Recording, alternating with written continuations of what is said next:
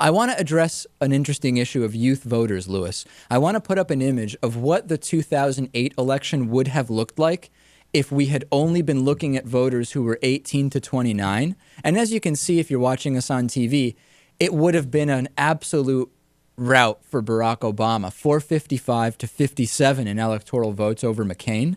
And does this brings up a number of interesting questions as that group, the 18 to 29 group that is overwhelmingly liberal or was 4 years ago, as that group begins to age, does that mean that eventually everybody will be much more liberal?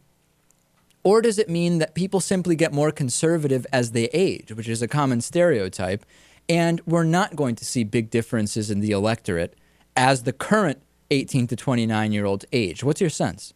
I think that's almost impossible to answer. But I have another question, and that is, will less people be voting in the future? Why? Why would they? Will this generation?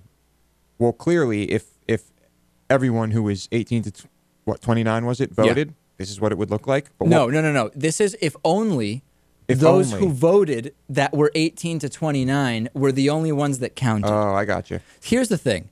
There is this stereotype of the cranky old man, kind of like John McCain yelling, "Get off my lawn," set in their ways, getting more and more conservative by the day. It's an enduring stereotype, but new research continues to debunk the myth that people actually become more conservative as they age. Looking at surveys of a number of age groups over 30 years or more, sociologists have found numerous times that, in general, Americans actually become more liberal as they age.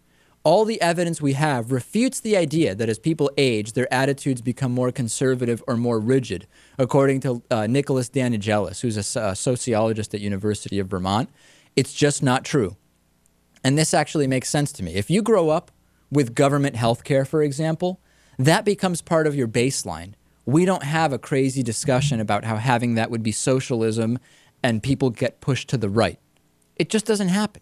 If you grow up with gay marriage as part of the baseline, as part of the context, you don't think about it as a controversial political issue.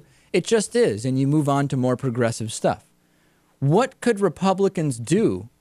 Yeah, go ahead, Natan. Well, I don't know if I agree with that. I mean, Ron Paul was born after Social Security was created, and he claims that it's unconstitutional and we shouldn't have it. But that's anecdotal. We're talking generally here.